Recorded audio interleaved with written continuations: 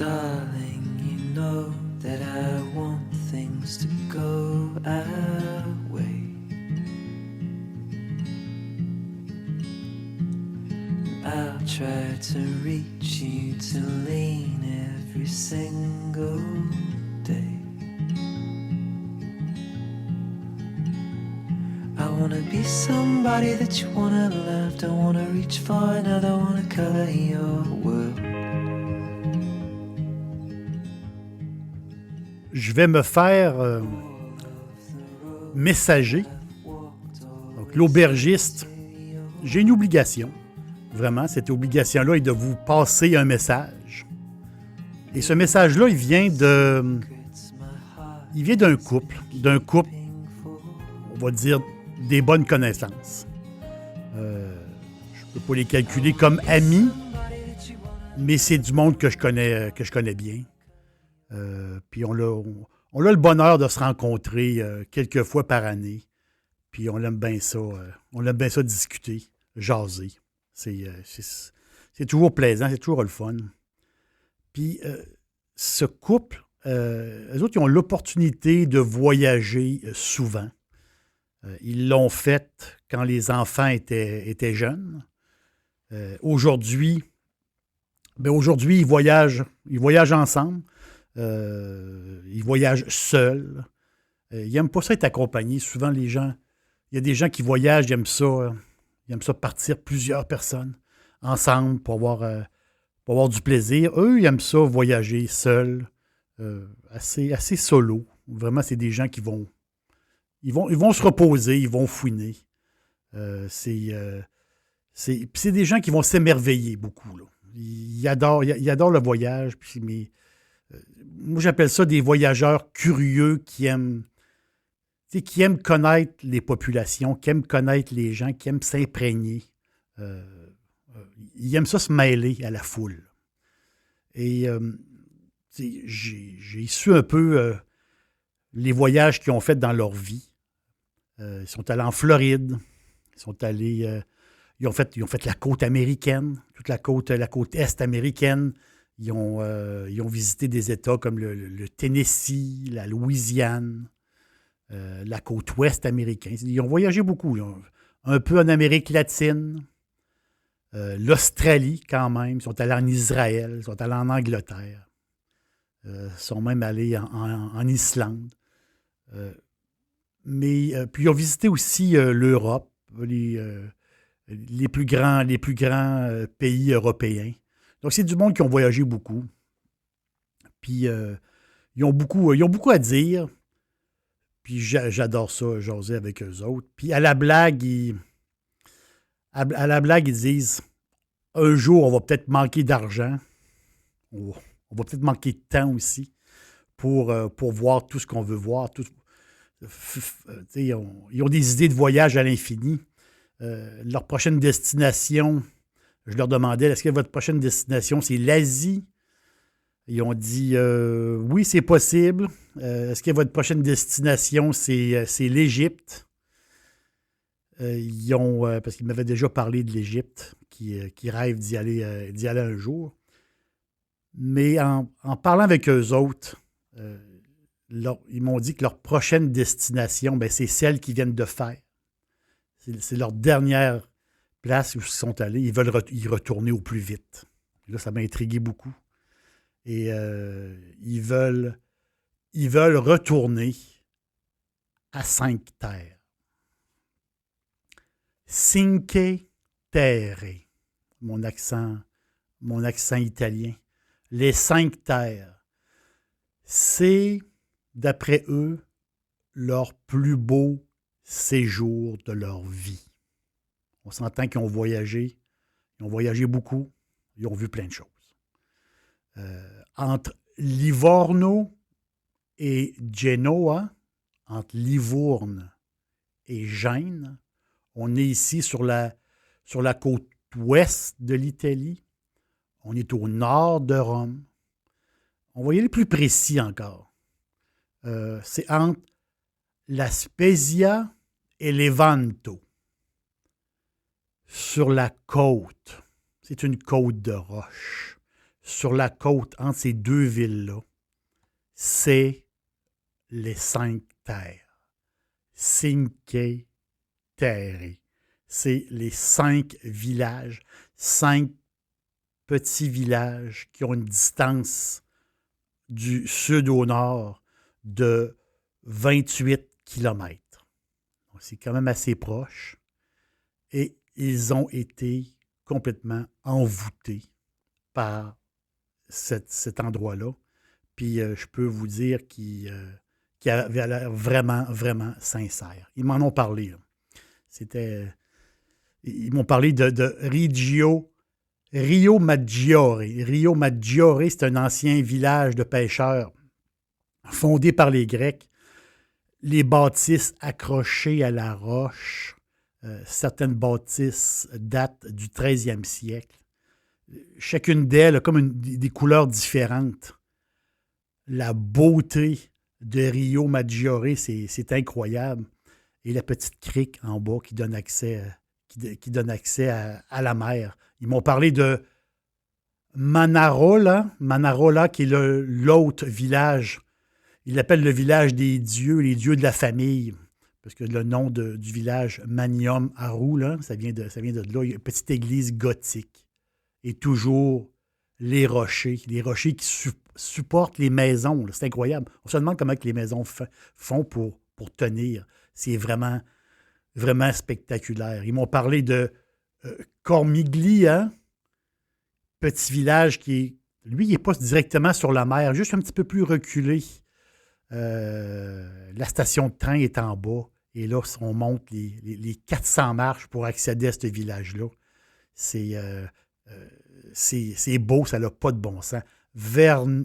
Vernazza, un des villages les plus photographiés d'Italie. On se demande si le village existe vraiment, tellement que les photos de Vernazza, c'est beau, ça n'a pas de bon sens. Monterosso aussi, et sa plage, belle plage. C'est place pour faire le party, là, pour faire la fête. Les Capucins sont là. Les Capucins sont là, ils veulent y vivre là pour toujours. Là. Monterosso, c'est superbe. Donc, ces 5 villages-là, c'est les 5 terres, les Cinque Terre. C'est pour eux, ils ont habité dans leur voyage. Puis leur tournée, c'était pas une tournée, c'était pas un grand tour d'Italie, du tout. Les autres, ils voulaient vivre, leur voyage, ils ont fait 3 semaines, et ces 3 semaines-là étaient dans les 5 villages. Ils ont habité là, se sont mis amis avec des gens. Donc, ils se sont imprégnés des 5 terres. Tout près de là, on est dans la même région. Il y a un parc national. Parc national protégé par l'UNESCO. Le parc est couvert de vignobles.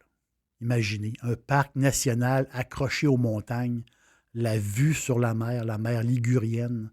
Donc, la mer ligurienne, c'est comme une poche de la Méditerranée au nord de la Corse. Un peu comme une grande baie, la mer ligurienne. C'est une partie de la Méditerranée. Et là, le parc national est là. Et c'est du vignoble. C'est d'une beauté incroyable. C'est une région qui est un peu difficile d'accès. Le meilleur moyen, c'est en train. Il y a des petites gares qui vont vous amener près des villages. Et pour ceux qui aiment la marche, ceux qui aiment vraiment avoir des vues spectaculaires, il y a des sentiers, c'est plein de sentiers en montagne avec des vues complètement... C'est une place pour prendre la photo, là. Puis une douceur de vivre. Les gens qui vivent là-bas, c'est pas du monde stressé. Là. À Cinque Terre, le soir, quand la majorité des touristes sont passés, le soir, ceux qui habitent, là, il y a une ambiance, là, des petits restos qui vient bercer. Là. Vraiment, c'est une espèce d'ambiance particulière, une ambiance de la Méditerranée, là, où le son des vagues là, frappe les rochers. Et on ne veut plus partir de là. Chaque village a son âme. Et c'est l'âme des 5 terres. Là-bas, la vigne se cultive en terrasse. Les vignerons, à certains endroits, c'est incroyable. On dirait qu'ils ont les pieds dans le vide. Très escarpé. C'est encore plus escarpé que le nord du Portugal. Cinque Terre, c'est presque héroïque. Cultiver la vigne là-bas, c'est incroyable. C'est des murs de pierre, des pierres sèches qui retiennent les terres. C'est toutes des terrasses en pleine montagne. C'est vraiment, c'est spectaculaire. Chaque image dans notre tête, c'est une photo, là. Les propriétaires, eux autres, les propriétaires des vignes, ils surveillent toujours l'état des pierres pour pas que les terrasses lâchent. Parce que quand il y a de la pluie, surtout en hiver, ils surveillent ces murets-là pour pas que ça lâche, parce que c'est leur terrain. Ils vivent en montagne. Carrément, ils vivent en pleine montagne. Le cépage du secteur, c'est le Bosco. C'est un cépage blanc presque exclusif quasiment à cette région-là.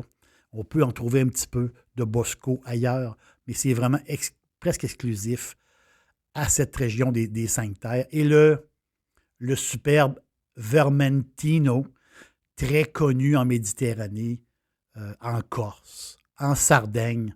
Et bien sûr, là-bas, il y a la fameuse liqueur de citron, parce que les citronniers aussi y poussent.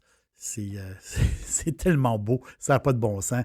Et le fameux limoncino. Le limoncino. Et là, il faut faire une différence.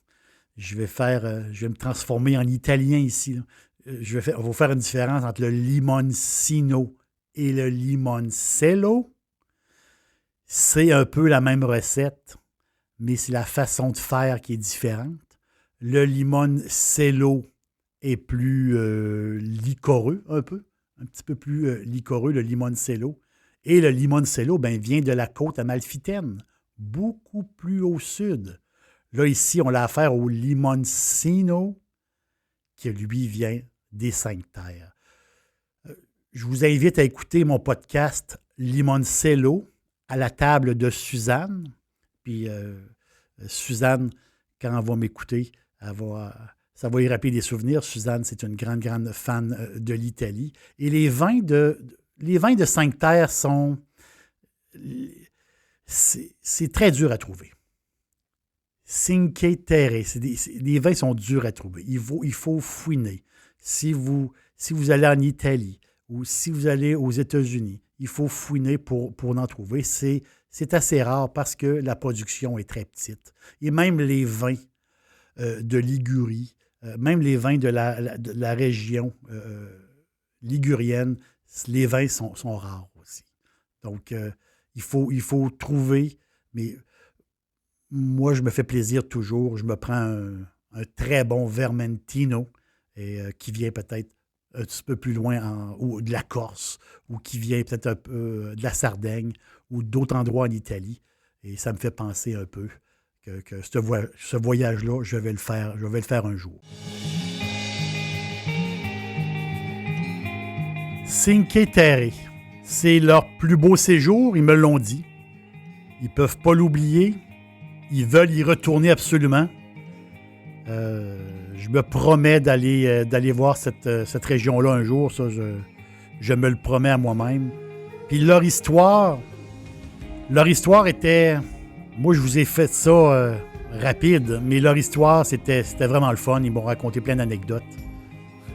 C'est tout à fait... C'est un paradis. C'est un paradis sur Terre. Et si vous allez en Italie, on n'a pas le choix de passer par les 5 terres. L'aubergiste vous dit merci. À la prochaine.